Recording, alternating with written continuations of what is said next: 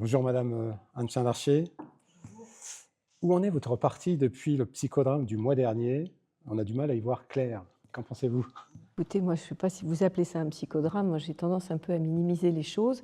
Dans un parti, vous savez, on discute beaucoup, donc il y a des opinions qui s'expriment. Après ça, ce qui compte, c'est surtout la finalité de tout ça. Aujourd'hui, on a un parti qui est au travail pour arriver à voter un budget qui soit un budget raisonnable pour la France.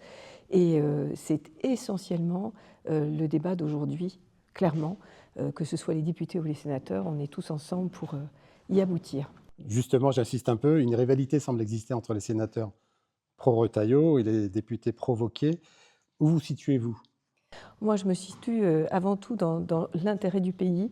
Et une fois de plus, il n'y a pas de rivalité. Vous savez, on parle beaucoup de familles politiques. Au sein des familles politiques, il y a des expressions qui sont différentes. Je comprends très très bien le combat des députés. Ils sont une petite cinquantaine à l'Assemblée et c'est extrêmement difficile. De même qu'au Sénat, parce qu'on va récupérer un texte qui sera franchement inabouti, comme l'année dernière. Donc on discute ensemble, mais après ça, quand on sort, eh bien, on a un fil conducteur et une idée qui consiste tout simplement à ce que le pays ait un budget qui nous permette d'avancer. Alors, qu'avez-vous pensé des débats sur le budget à l'Assemblée nationale? C'est de la surenchère qui est à la fois démago et populiste, hein, avec une place très privilégiée dans les débats aux extrêmes, donc LFI et le RN. Le RN d'ailleurs qui a du mal à se positionner entre des mesures qui sont soit d'extrême gauche, soit éventuellement plus à droite. Aujourd'hui, qui a-t-on en face de nous? On ne sait pas du tout. Et ce à quoi on s'attend ici au Sénat, c'est à récupérer un document qui sera vierge et sur lequel il va falloir entièrement tout refaire, comme l'année dernière d'ailleurs. À écouter le président Larcher, donc le Sénat va tout détricoter. Bien sûr, le Sénat, enfin, c'est même pas une question de détricoter, mais le Sénat va faire, il va travailler, il va repartir du document probablement initial, et parce que très probablement le budget ne sera pas voté à l'Assemblée. Donc on va faire comme l'année dernière, on va partir d'un document sur lequel eh bien, on va essayer d'avancer, à la fois en imposant les économies absolument nécessaires et cruciales pour le pays, et puis en proposant de telle sorte que on puisse tout simplement payer toutes les charges de notre pays, avancer, faire en sorte qu'au sein de l'Union européenne, on soit crédible. Et il faut tout simplement avoir une attitude responsable. Et c'est l'attitude de responsabilité qu'a toujours adopté le Sénat. Donc vous nous annoncez que le budget ne sera pas voté. Bon, ce n'est pas un scoop, a priori. Est-ce que vous le déplorez? Ce que je déplore sincèrement, c'est le climat politique aujourd'hui qui est la résultante très claire d'une dissolution dont on ne s'explique absolument pas la raison. Depuis, on vit un chaos politique qui est très malheureusement déplorable, qui montre une image du pays et une image de la politique au sein du pays catastrophique. C'est ça que je déplore, vous savez. Et je pense que les députés LR comme les sénateurs LR ont une attitude responsable. Ils savent très très bien où il faut guider le pays et malheureusement on a beaucoup de difficultés avec le visage très morcelé que présente l'Assemblée aujourd'hui. Donc la situation est bloquée, c'est un constat. À qui la faute et quelles sont vos solutions? Quelles sont les solutions que vous pouvez proposer? Moi, je ne propose pas de solution. Je pense qu'il n'y a pas une solution. Certains défendent l'idée d'une nouvelle dissolution. Je ne suis absolument pas sûre qu'il y ait une majorité non plus qui s'exprime et qui apparaisse suite à une nouvelle dissolution. Ce qu'il faut, c'est surtout savoir raison garder. Et une fois de plus, je reviens à ce que je vous ai dit tout à l'heure. Des mesures qui sont à la fois démago et populistes ne peuvent plus exister aujourd'hui dans notre pays. On a un climat et une politique qui nécessite l'urgence de prendre des responsabilités, prendre des décisions qui sont raisonnables et qui vont nous permettre de faire avancer. Un mot sur le président de la République, quelle est sa part de responsabilité? Dans votre camp, il y a des voix qui s'élèvent pour, Le souci que rencontre la France depuis un certain temps, c'est le passage du septennat au quinquennat. On a des présidents de la République qui n'ont jamais trop pris la mesure de ce qu'était ce quinquennat et qui sont en permanence en campagne ou qui adoptent des attitudes malheureusement très préjudiciables à l'avancée du pays. Et on a aujourd'hui un président de la République qui est un super Premier ministre et qui s'invite dans toutes les décisions qui sont prises. Et je pense que le problème vient de là. Le jour où il laissera travailler les équipes qu'il met en place derrière un Premier ministre, les choses changeront. Est-ce que vous êtes favorable à sa démission ou à sa destitution? Absolument pas. Absolument pas. Et vous savez, moi, je suis une fille de la Ve République. La Ve République, c'est mon année de naissance. On a une stature présidentielle qu'il faudrait établir dans le pays. Demander la démission du président de la République, c'est quelque part le déchoir de son rôle essentiel. Et la stature du président de la République est indispensable à la France aujourd'hui. Il faut un président de la République conforté dans sa mission, conforté dans son mandat. Demander sa démission serait véritablement suicidaire pour la Ve République. Je change de sujet. L'union des droites, vous y êtes favorable? C'est un serpent de mer? Pour moi, ça ne veut rien dire. Pour moi, ça ne veut rien dire. L'union des droites ne veut rien dire. En revanche, je pense à l'union des électeurs. Et la France n'a jamais été autant à droite qu'en ce moment. Nous avons au LR des électeurs qui sont partis vers différents horizons. Et moi, je pense à l'union des électeurs de droite, oui, pour le pays. Mais les Républicains peuvent-ils gagner tout seuls? Ça paraît compliqué.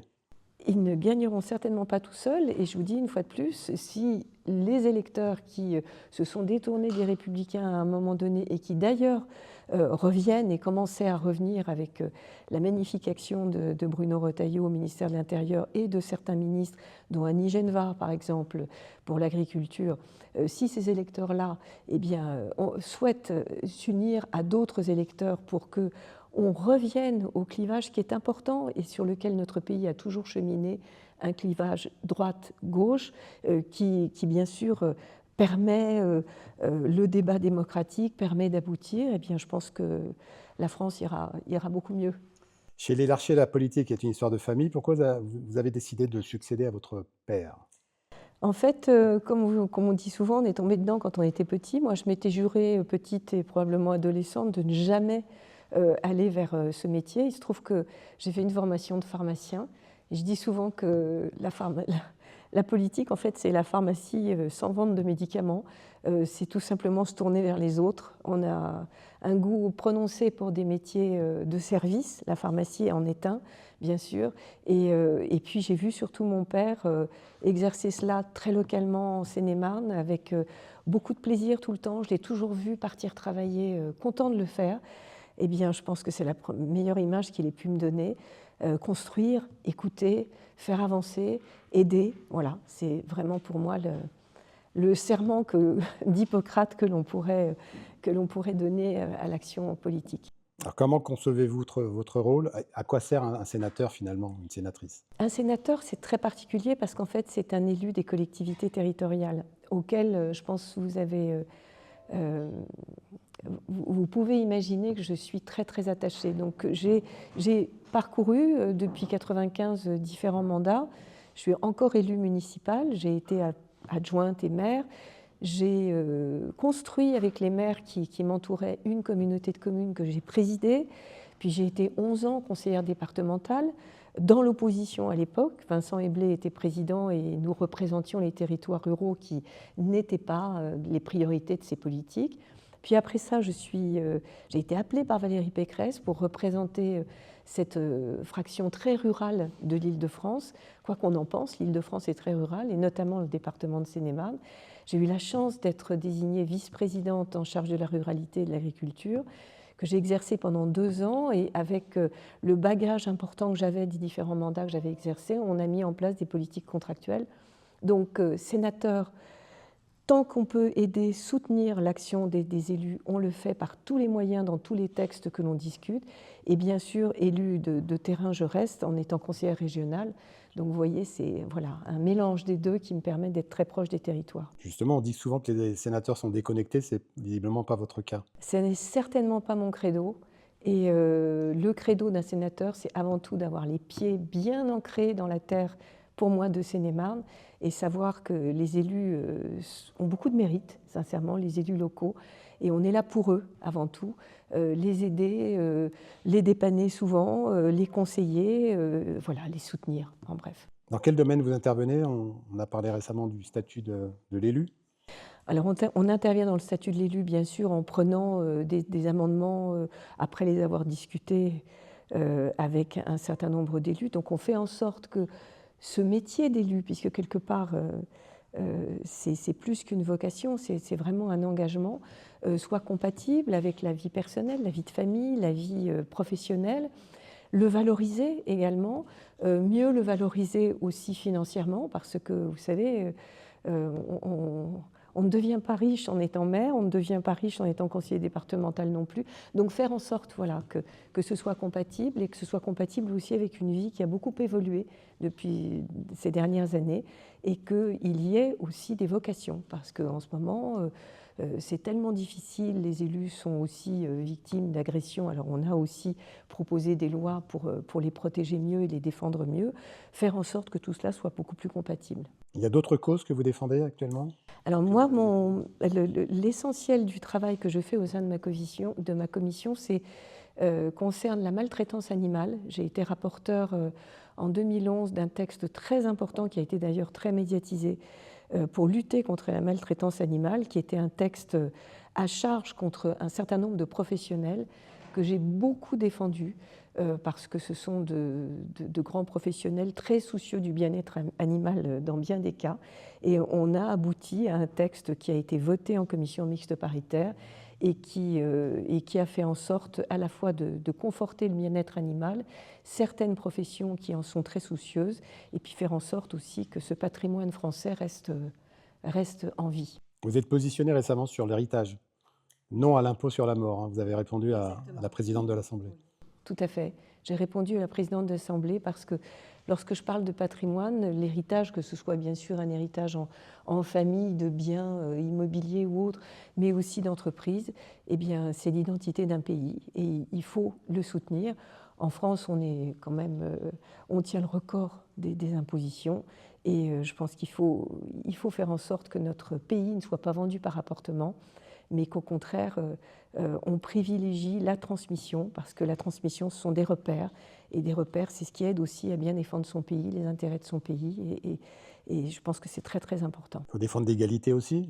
Bien sûr, défendre l'égalité, mais vous savez, l'héritage n'est pas qu'une question de riches, bien au contraire, on voit beaucoup de classes moyennes, même voilà, tout un tas de personnes qui n'ont d'autres soucis que de transmettre ce pourquoi ils se sont battus, ce pourquoi ils ont travaillé toute leur vie. Donc, contrairement à ce que l'on pense, ce n'est pas une question de riches. Vous êtes devenue vice-présidente du Sénat il y a 1 an. Qu'est-ce que cela a changé pour vous? Alors, c'est carrément une autre fonction au sein du Sénat, bien entendu. Hein. Bon, malgré tout, on siège comme les autres sénateurs, mais on est en charge d'une délégation.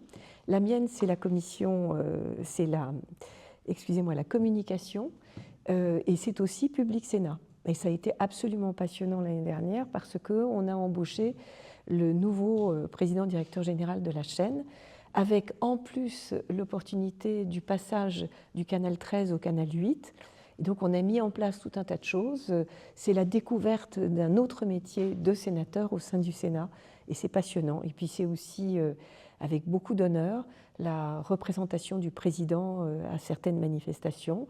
C'est aussi la chance de présider des débats au sein de l'hémicycle, et je peux vous dire que c'est passionnant. Et voilà, c'était vraiment une nouvelle mission qui m'honore parce qu'on passe par le vote de ses propres collègues au sein du groupe. Il y a 2 vice-présidents LR, une femme et un homme, et j'ai la chance d'être de cela. Vous formez un binôme avec Pierre Cuypers. Comment cela se passe-t-il? Ça se passe avec, franchement, beaucoup de plaisir, beaucoup d'amitié, beaucoup de confiance, beaucoup de complémentarité. Voilà, Pierre est un élu qui porte avec lui toutes les questions agricoles, avec vraiment beaucoup d'expertise, beaucoup de reconnaissance de la part de la profession. On est partout dans le département, tous les deux, et on se complète, je pense, très bien, avec beaucoup de confiance et d'amitié. Comment vous répartissez les tâches et comment vous répartissez le territoire finalement? Le territoire, d'abord, c'est ceux qui nous sollicitent. Donc, vous savez, il n'y a aucune ségrégation. Moi, j'ai toujours pour habitude, et là-dessus, c'est aussi un exemple paternel, hein, Lorsqu'on me demande de l'aide, je ne regarde pas l'étiquette politique. Donc Pierre est exactement comme moi. On peut être sollicité, parce que tout dépend des sujets, par tous les élus du département. On travaille ensemble, on se déplace ensemble souvent. On se tient toujours au courant des interventions que l'on a à faire, bien sûr, pour tout simplement s'informer. Voilà, ça se passe de façon extrêmement fluide et je pense bénéfique pour le territoire. La Seine-et-Marne, ça représente quoi pour vous? Ça représente un territoire de cœur, un territoire d'attachement. Vous savez, la Seine-et-Marne, je dis souvent que c'est une petite France qui est à la fois très rurale et aussi très urbaine, avec des problématiques qui sont celles du pays. On accueille, et ça c'est important dans ce département, on accueille 7000 nouveaux résidents par an, et le département est très jeune. Donc ça veut dire qu'on a des besoins qui sont exprimés par ces nouveaux arrivants, qui sont très très proches de la réalité d'un pays. Et voilà, on y travaille en permanence. C'est un très beau département avec un patrimoine à la fois agricole qui est puissant, un patrimoine architectural qui est exceptionnel entre Fontainebleau, Provins, Meaux, et j'en passe bien entendu.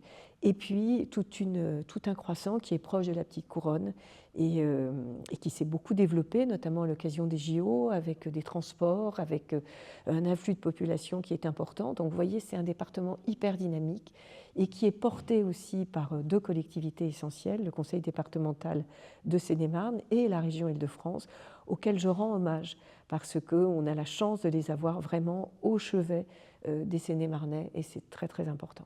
Les déserts médicaux en Seine-et-Marne, c'est un vrai problème. La Seine-et-Marne, malheureusement, détient un record, mais bien sûr, bien sûr. Et puis aussi, ancienne présidente de communauté de communes, parce que dans ma communauté de communes, on a 4 pôles médicaux avec des pharmacies. Le souci que l'on a pu rencontrer à un moment, c'est que le départ à la retraite des médecins entraînait potentiellement la fermeture des pharmacies. Dans ces cas-là, c'est une déflagration dans les territoires, c'est terrible. Donc on fait en sorte de soutenir les constructions de cabinets médicaux. J'en ai inauguré un il n'y a pas longtemps.